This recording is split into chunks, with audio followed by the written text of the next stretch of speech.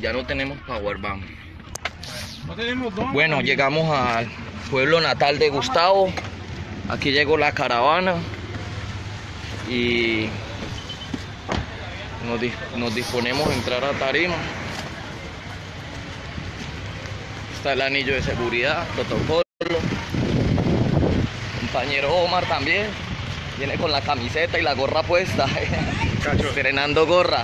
Muy contentos de estar acá en la tierra natal de nuestro candidato. ¿Usted tiene algo para aportar? Vamos a ver el discurso. Concentrados. Invitamos a seguir la fanpage, a compartir el enlace y vamos a mostrarle al candidato que también movemos masas y que estamos asistiendo y apoyando en todos los protocolos.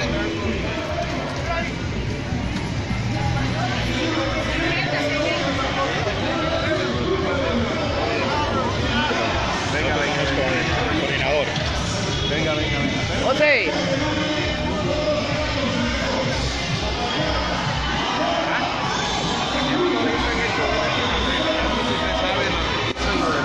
Ah, sí, sí. Claro, muy bien.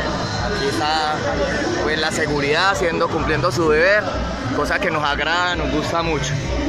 Entonces, dile a los muchachos compartir los enlaces.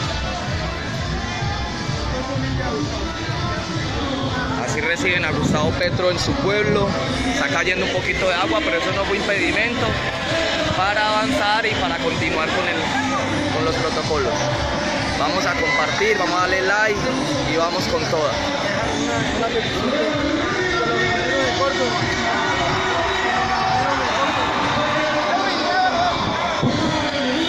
Hacete al lado, man.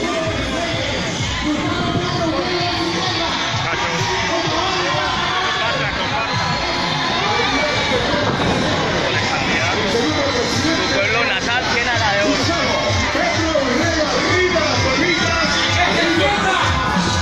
Miren, está lloviendo y eso no nos impide recibir a nuestro candidato.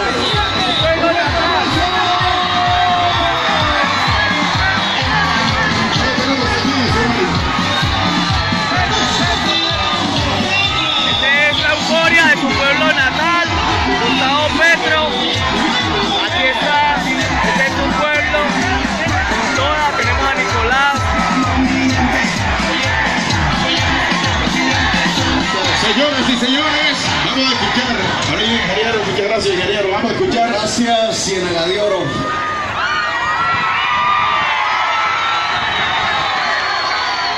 Hoy fue el día de la lluvia.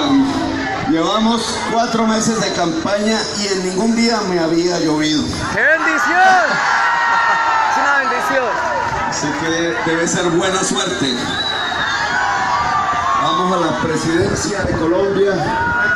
Gracias a los equipos que organizaron esta manifestación, esta reunión del pueblo de Ciénaga de Oro. Dada la lluvia y las premuras de este día, vamos a intentar rápidamente explicar qué es lo que nos proponemos. ¿Por qué un hijo de Ciénaga de Oro quiere ser presidente de Colombia? Cuadernito.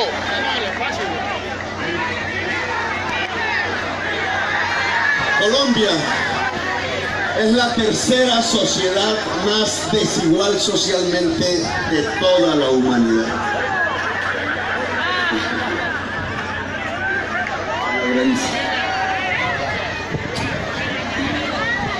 Colombia es la tercera sociedad más desigual de toda la humanidad. La desigualdad social es la distancia que existe entre la porción de la población la más pobre y la más rica, lo cual significa que en ninguna parte del planeta Tierra ustedes encuentran una distancia tan abismal como la que existe en Colombia.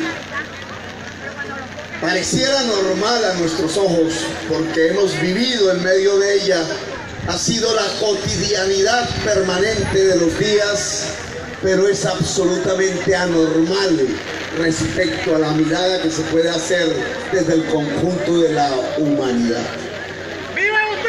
No hay rincón de la tierra que tenga una desigualdad como la nuestra. Y esa desigualdad social nos ha acompañado desde hace 5 siglos. Quizás si quisiéramos escribir historia o enseñarla, encontraríamos sus primeros orígenes en dos grandes pilares. La de los españoles que conquistaron esta tierra, que en lugar de traer lo más avanzado de la Europa del siglo XVI, trajeron fue lo más atrasado, el feudalismo. Aquella manera de pensar, de sentir y de organizarse como sociedad que gira alrededor de la tierra, no como la tierra siendo un instrumento de la producción, sino como la tierra siendo el camino del poder. Para el señor feudal de la tierra es sinónimo de poder, no de producción de alimentos. No, tranquilo.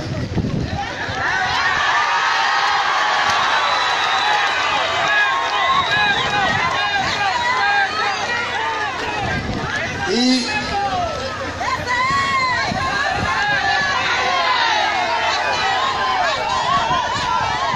quizás el segundo pilar de esa historia es la esclavitud. Igual que trajeron un mundo feudal, trajeron un mundo de esclavos. Y poco a poco en la historia de Colombia se mezclaron esas sangres. Las sangres indígenas que convertían en siervos del patrón y la sangre de los pueblos negros del África que convertían en Colombia en esclavos. Allí quizás están los dos pilares de una desigualdad social tan aberrante como la que tuviéramos hoy, pero mentiríamos si nos quedáramos allí. Lo cierto es que la desigualdad social que tenemos genera unos efectos, unas consecuencias y tiene unas causas más terrenales, más cercanas a nuestra historia contemporánea. Las consecuencias de la desigualdad social son la violencia. Por eso no es extraño el que tengamos no solo la desigualdad social más grande del mundo en términos de la magnitud de nuestra sociedad, sino que tengamos 2 siglos enteros de historia de violencia. Violencia y desigualdad social van de la mano. En 2 siglos de permanente violencia, prácticamente todas las generaciones de jóvenes que ha visto la República de Colombia han sido generaciones de jóvenes condenadas a la violencia. Como Gabriel García Márquez dijera, condenadas no a 100 años de soledad, que en su tiempo podía decirlo cuando escribió la novela allá en los años 50 del siglo pasado, sino condenados ya hoy a 2 siglos de soledad. La violencia es la soledad absoluta porque es el mecanismo por medio del cual la muerte lo rodea a uno. Y si todas las juventudes por generaciones de Colombia han sido condenadas a la violencia, si la generación de la juventud actual lo fue, si la generación de mi juventud lo fue, si la generación de la juventud de mi padre lo fue, si la generación de la juventud de mi abuelo lo fue y de mi bisabuelo y más atrás, entonces los jóvenes en Colombia aprendieron antes de conocer el amor, antes de conocer mujer alguna, como decía José Eustacio Rivera, a conocer la muerte, la violencia, el matarse entre sí. Antes de conocer el saber y el libro, antes de conocer la ciencia, conocimos cómo matarnos entre nosotros. Y esa ha sido la historia de Colombia. 2 siglos de vida republicana. Es la desigualdad la que ha movido ese motor de la violencia. Así como la desigualdad social ha movido otros motores de los grandes problemas contemporáneos de la sociedad colombiana. Movió el motor del narcotráfico que aún hasta los días de hoy persevera.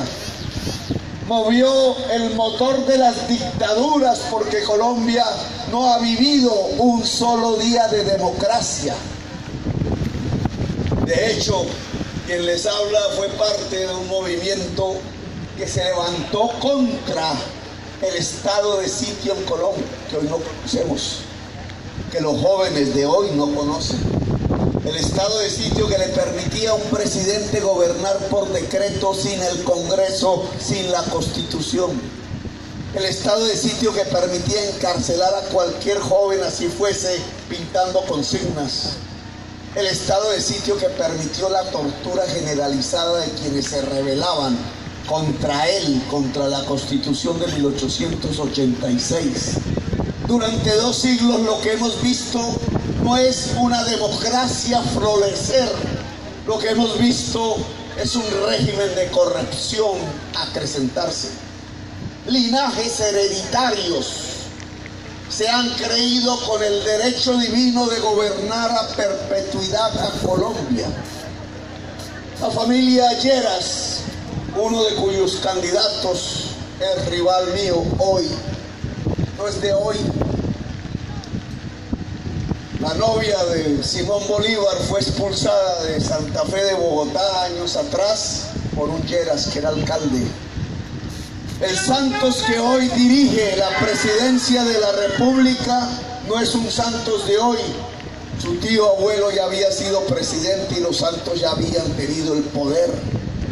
Y así ha sido con los Pastrana, así ha sido con los López, así ha sido con los Ospinas.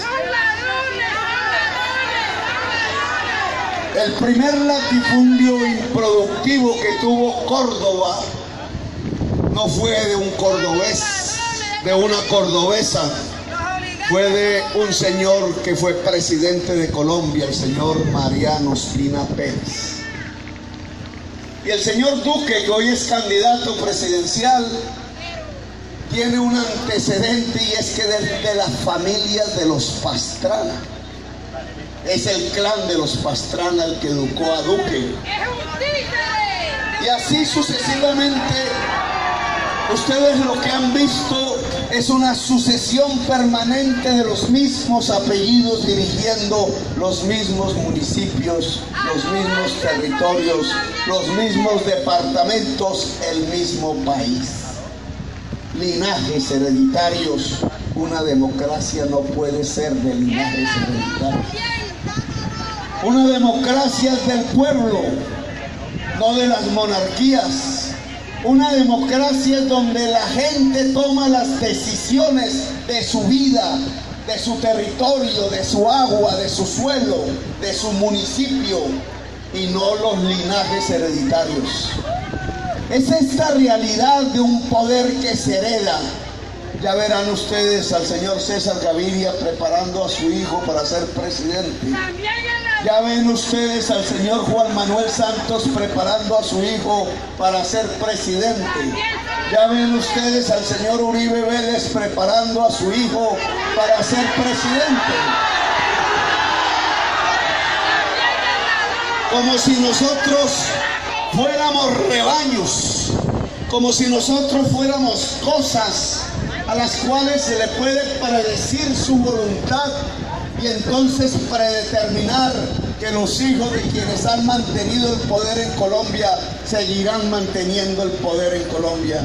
Jamás el pueblo, jamás la gente que trabaja, jamás la gente campesina, jamás la mujer trabajadora, jamás el joven, jamás este pueblo que todos los días tiene que hacer sacrificios para rebuscarse el sobrevivir.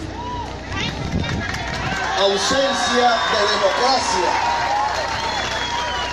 La desigualdad social nos trajo como consecuencia no solo la violencia, no solamente la ausencia de democracia, sino que nos trajo la ignorancia. Colombia es el 6º país de la tierra más ignorante en términos académicos del mundo. Ignorancia, falta de democracia, violencia. Esa es la historia que queremos cambiar.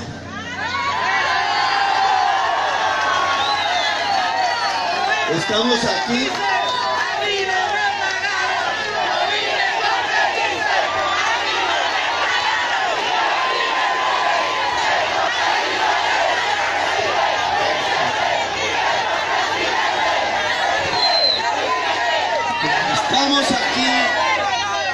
para cambiar ese cauce de la historia. Si me lo permiten, es como si estuviéramos en ese viejo pasaje bíblico, cuando se separan las aguas ante un pueblo y permite que ese pueblo se pueda escapar de la esclavitud. Unas aguas se apartan aquí hacia allá. Son las aguas de la violencia, son las aguas de la desigualdad, son las aguas de la dictadura, son las aguas de la falta de libertades y de oportunidades. De aquí salen hacia el pasado. Y otras aguas que tienen el nombre de la democracia, de la justicia social, de la posibilidad de la paz permanente, salen de aquí hacia el futuro. Y el medio entre esas dos aguas va una multitud, un pueblo que se aleja de unas, las de la esclavitud, y que quiere navegar las otras, las de la libertad, las de la igualdad, las de la democracia.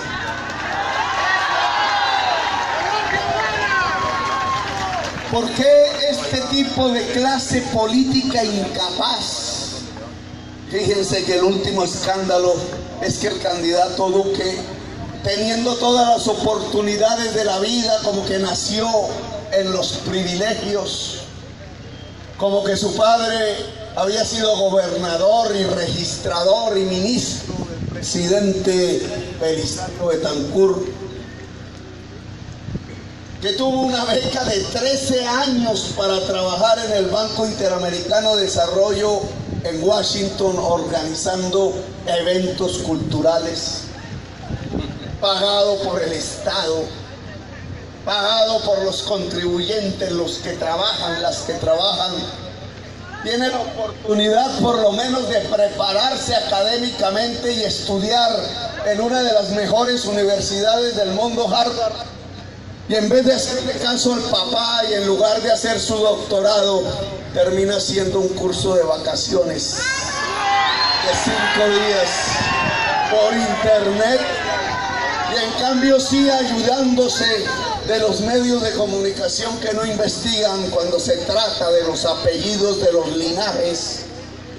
Entonces nos vende el hecho de que era el candidato mejor preparado, más capacitado, el doctor, falsificando sus títulos que eran de un curso vacacional de 5 días por un doctorado, por una especialización. Esas son las costumbres de la gente que vive fácil, que todo lo ha obtenido fácil, que no tienen ni idea cuál es el tipo de trabajo, de sacrificio, de resistencias que hay que hacer por parte de la mayoría de su pueblo para poder sobrevivir o ganarse el pan con el sudor de la gente. Ese tipo de personas son las que han gobernado a Colombia, y en lugar de conocer, de saber a profundidad cómo solucionar los problemas más complejos de su sociedad, de su país, de su pueblo, terminan escogiendo el camino fácil, de la buena vida fácil, de los dineros fáciles, sin siquiera reflexionar sobre sí mismos y su pueblo. Viven tan fácil que consideran que fácilmente pueden hacerse a un cargo como la presidencia de la República. Consideran que ustedes son fáciles como ellos, que ustedes, que han luchado todos los días por vivir, pueden ser usados como simples rebaños para que los mismos de siempre, los privilegiados de siempre, los de la vida fácil de siempre, puedan continuar en el poder.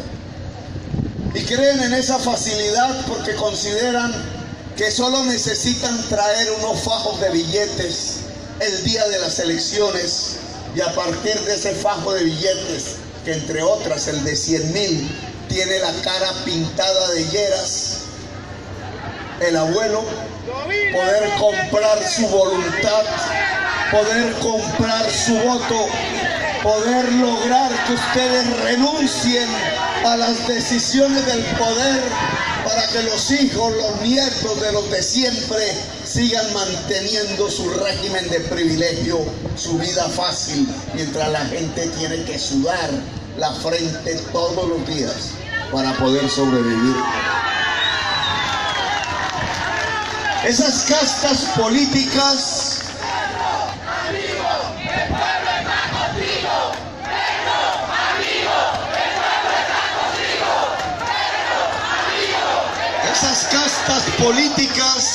durante 2 siglos han expropiado al pueblo colombiano la democracia. Acusan a Petro de ser un expropiador. Ojo, votan por Petro, dicen en los WhatsApps, porque les va a quitar su casa, su taxi, la mototaxi será, el negocito de la esquina, la finquita, dicen. No, los verdaderos expropiadores han sido ellos. La desigualdad social de Colombia no se debe solamente a un feudalismo viejo que trajeron los españoles, no se debe a una esclavitud vieja que trajeron los mismos españoles. Nuestra gran desigualdad social se debe a la clase política tradicional que nos ha gobernado en las últimas décadas y siglos. A ese tipo de politiquería que han pensado más en ellos y en sus privilegios que en la gente. Y lo han hecho y nos han condenado a la desigualdad social porque expropiaron a la sociedad colombiana de las condiciones para poder trabajar. Y claro, alguien podría preguntarse, ¿y cuáles son las condiciones para trabajar? La Biblia dice, y discúlpame que la traiga de recuento, tiene otro versículo que dice que te ganarás el pan con el sudor de la frente.